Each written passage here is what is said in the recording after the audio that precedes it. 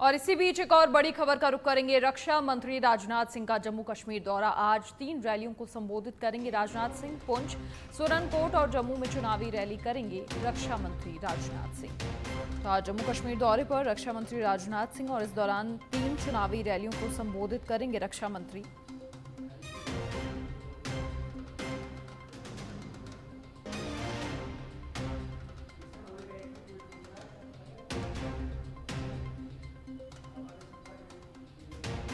तो जम्मू कश्मीर में दूसरे चरण के चुनाव के लिए तमाम नेता उतरे हैं मैदान में और चुनावी रैलियां हो रही हैं, सभाएं हो रही हैं।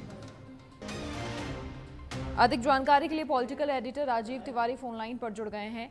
राजीव, दूसरे चरण के चुनाव के लिए लगातार जो तमाम फायर ब्रांड नेता हैं बीजेपी के, वो चुनावी मैदान में उतरे हैं और तमाम सभाएं हो रही हैं, रैलियां हो रही हैं। आज रक्षा मंत्री राजनाथ सिंह 3 रैलियों को संबोधित करने वाले हैं, क्या जानकारी?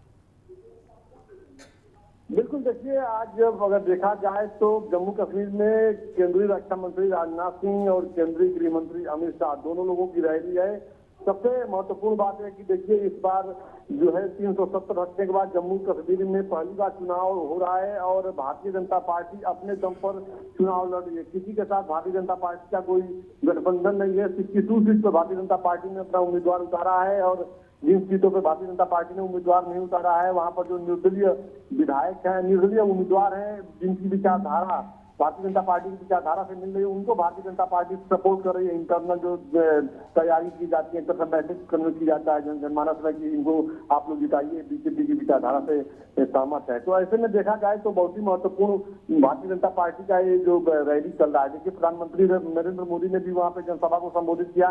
कल अगर देखा जाए तो अमित शाह की 5 रैलियां थी, 5 जनसभा को संबोधित किया और उस दौरान उन्होंने बिना नाम के पड़ोसी मुल्क को भी जो है उन्होंने निशाना साधा और सीधे तौर पर उन्होंने कहा जा सकता है कि जो कहा मैसेज देने की कोशिश की कि अगर गोली से कोई हमला करेगा तो हम गोला से जवाब देंगे।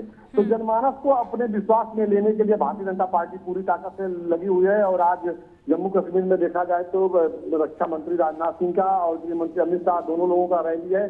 जोरदार तरीके से भारतीय जनता पार्टी प्रचार में जुटी हुई है और बीजेपी उम्मीदवारों को जिताने की अपील कर रही है जनमानस से। भारतीय जनता पार्टी के रणनीतिकारों को पूरा भरोसा है कि इस बार हमारे उम्मीदवार जीतेंगे और भले ही किसी की जरूरत पड़ी तो सहयोग देने की या सहयोग देने की जिसकी विचारधारा मिले उसको हम देंगे और सरकार बनाएंगे। क्योंकि बीजेपी का मानना है कि अगर हमारी सरकार बनती है तो हम आने वाले समय में यहाँ के जो कहा जा सकता है युवा बेरोजगार हैं, युवाओं को लेकर के आगे कैसे चलना है, युवाओं को रोजगार देने पर भारतीय जनता पार्टी का सबसे अधिक फोकस है।